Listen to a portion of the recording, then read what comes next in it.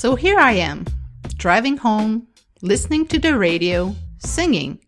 Of course, I'm looking at the road, and with all of this going on, I'm thinking about tomorrow's workshop.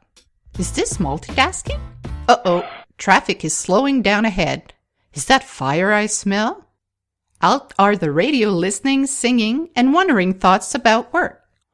My attention is now only divided between driving and figuring out the situation ahead. Only 2 of the 5 things I was doing remain.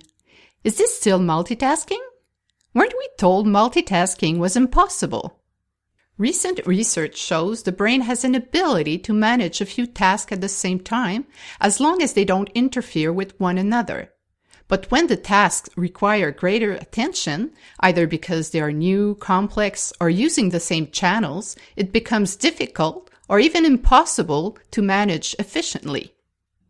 The brain also has a great ability to switch between different information streams when needed, which means that you may have different activities going on in parallel. What happens is that several elements enter your attention field, but only 1 or 2 actually get your focus. You will then manage to get the different things done by switching from one to the other. Some people feel they are more efficient working this way. This just might be true sometimes. What is crucial is to correctly discriminate between the tasks that lend themselves well to multitasking and the ones that don't.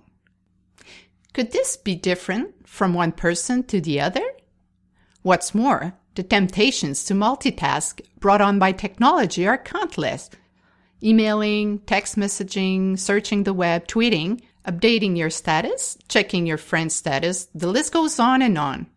Since some tasks might require our full attention and concentration, one may wonder if multitasking interferes with the most focus-hungry task of all, learning. Some say memory works at its peak when we're paying full attention. We remember what we set out to memorize, as well as what we repeat often with purpose.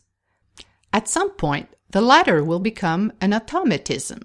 By sprinkling our attention and concentration, multitasking will affect the quality of memorization.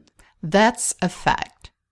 When thinking about our learners, the classic example that comes to mind is the simultaneous studying and chatting. This is very likely less efficient, even detrimental. It will take them more time to achieve a level of memorization of lesser quality. Although, one could argue multitasking gets things done where otherwise one would procrastinate, but that's another story. But what about the people who say they've mastered the art of multitasking? Could it be that their brain is wired differently, enhanced by some super efficient multitasking circuits? Perhaps they've been exercising a multitasking muscle since they were children, or maybe it's learning that's changing. Not only have speed of access and abundance of information challenged our view of learning, we can now also easily connect with people that were otherwise impossible to connect with before, including experts in all sorts of fields, with just a few clicks or taps on a screen at any given moment. Could it be that our emergent connected intelligence is requiring us to multitask? Today, being able to scan and find information efficiently is far more important than cramming stuff into your brain in case you'll need it in the future. Anyway, your brain will end up printing it out when it's never called upon. What if multitasking turns out to be an important strategy in efficiently selecting the information that actually requires our full attention?